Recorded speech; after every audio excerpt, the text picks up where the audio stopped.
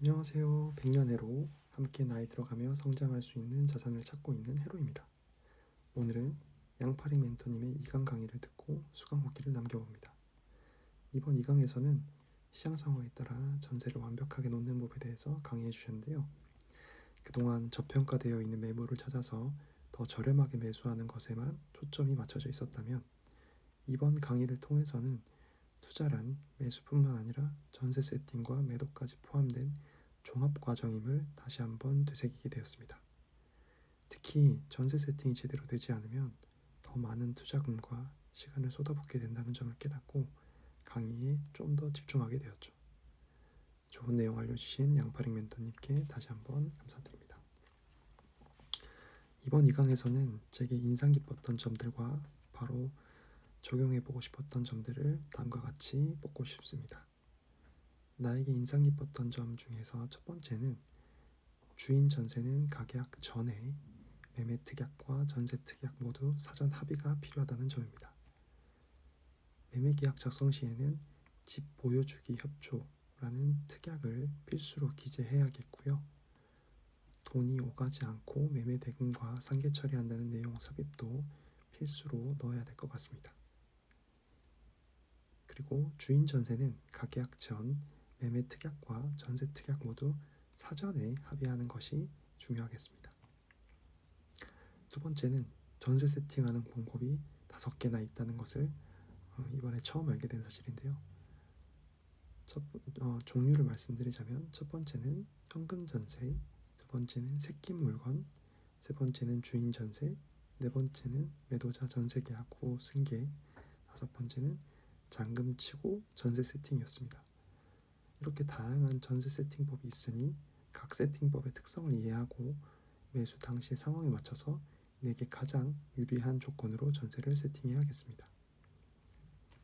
마지막으로 계약갱신 청구권 사용 시 리스크를 대비해야 한다는 점이 굉장히 인상 깊었는데요.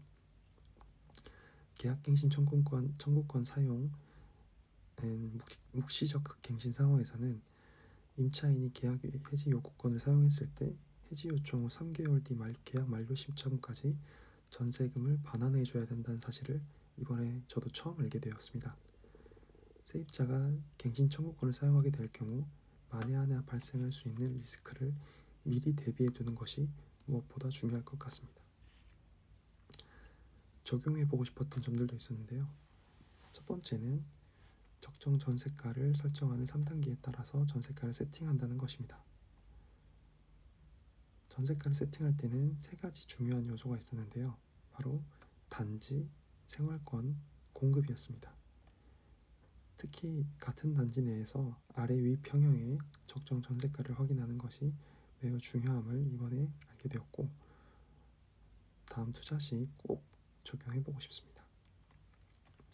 두 번째는 임대기간 설정 시 고려해야 할 3가지를 확인해서 임대기간을 설정해야 한다는 점입니다. 임대기간 설정 시 고려해야 할 3가지 요소는 공급, 수요, 포트폴리오인데요. 첫 번째, 공급의 경우 임대 만료일에 따라서 감당해야 하는 리스크가 달라지기 때문에 기간을 잘 설정해야 된다는 점입니다. 두 번째, 수요는 투자하려는 매물의 지역, 단지, 평형, 관련 수요 특징을 미리 고려해야 되겠습니다. 예를 들어서 학군지이자 30평대 이상의 매물의 경우 겨울방학이 성수기일 것이고 수능 시즌이나 여름, 장마 시즌에는 비수기인 것을 고려해야 한다는 점입니다. 세 번째로 임대 포트폴리오를 확인해서 재계약 시기를 잘 분산시켜야겠습니다. 마지막으로 독서법에 대해서도 알려주신 부분을 꼭 적용해보고 싶었는데요. 독서를 할 때 이 책을 통해 무엇을 얻고 싶은지, 지금의 나는 어떤 생각을 하는지, 이 책을 읽고 무엇을 남길지, 이 책에서 어떤 것을 적용할지를 생각하면서 책을 읽어야겠습니다. 네, 이상으로 후기를 마치도록 하겠습니다. 감사합니다.